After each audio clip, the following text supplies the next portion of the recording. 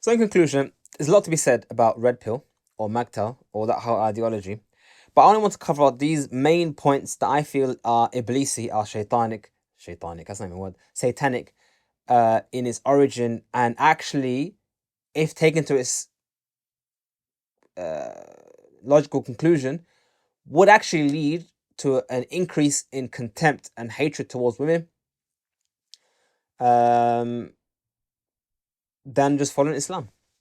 And there's no need to take their ideologies from them, because inherently their ideologies are from their own beliefs. If you look at Christianity, which is where they're from, they have contempt already for women. That's always been the case in their culture. I mean, look at the very first book of the very first chapter in their Bible. We're talking about not the first chapter, but in the beginning, talked about Adam eating the fruit because Hawa or Eve apparently according to them convinced him to do so. So it's her fault. There's that whole thing again. No, no, no, no, no. We have Islam. We have 23 years of the Messenger of Allah sallallahu alaihi wasallam interacting with both men and women. We have the companions radiallahu anhum interacting with both men and women. And we can see directly how we need to interact and how they interact with each other. How they respected each other, how they treated each other, and how they behaved with each other. And there's no need to now go and look at something else to understand how we need to interact. I understand people say, oh, look, we don't look at Islam for engineering and medicine, that kind of stuff, but that's different. Because there are scenarios of today that never had in those days. For example, I'm sure they had cancer, but did they know it was cancer? Did they treat cancer? Can we look inside the Quran for cancer? Or for engineering? There are many things that we never had then that we have today. And we look for what they say today. But interaction between husband and wife, man and woman, that existed. So why would we need to go somewhere else to understand that? Rather, we can just look inside the Quran or something to understand that. And this is where my advice to those brothers who are teaching and disseminating these ideologies from Red Pill. And these brothers, I'm sure they're well intended. They're not doing this to destroy Islam. Come on, that's just stupid. Not saying it's ridiculous.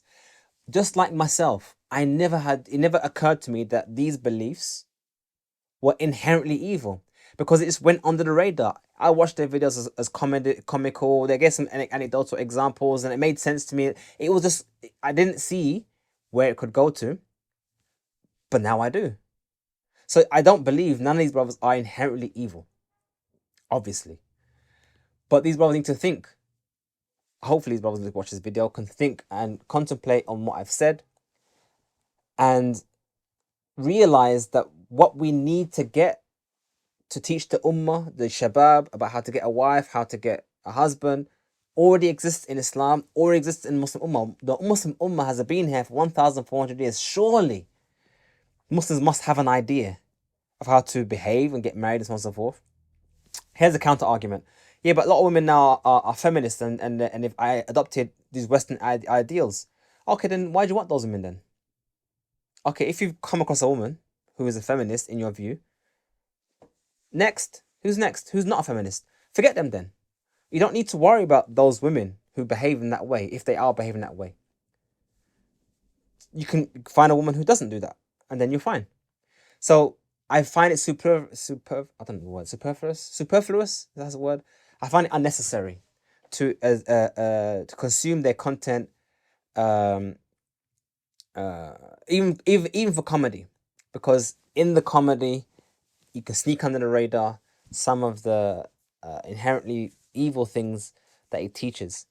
Now, this doesn't mean that everything they say is bad. Everything they say doesn't make any sense. There's a lot of things that doesn't make sense.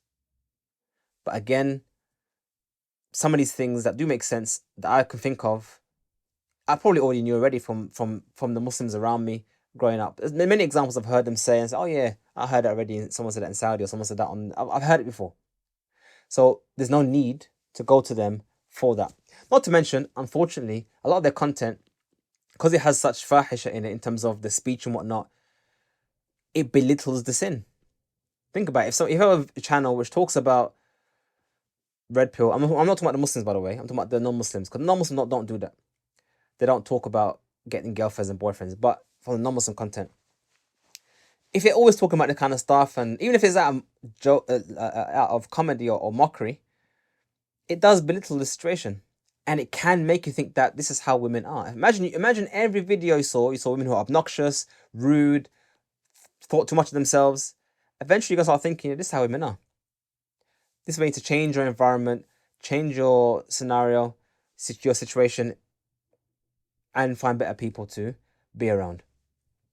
So, again, big shout out to Qawamun for highlighting a lot of these what I've just commented here.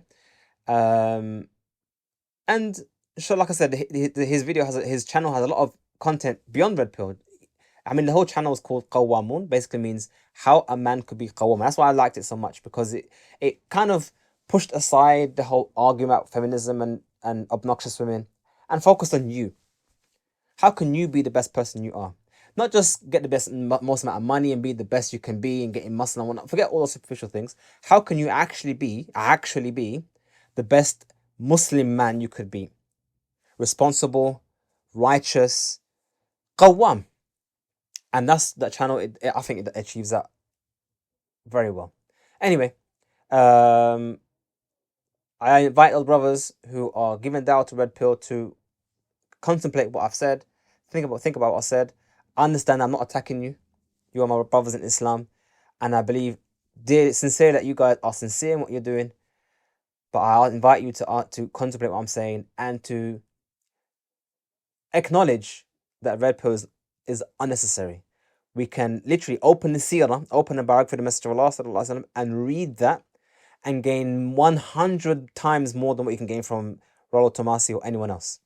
And if those who don't know, Rollo Tomasi is one of the people who teaches Red Pill. Anyway, I think we've concluded for today. Hopefully you benefit from this video. I apologize it's been so long, but it's a long topic. وصلى الله على نبينا محمد وعلى آله وصحبه أجمعين.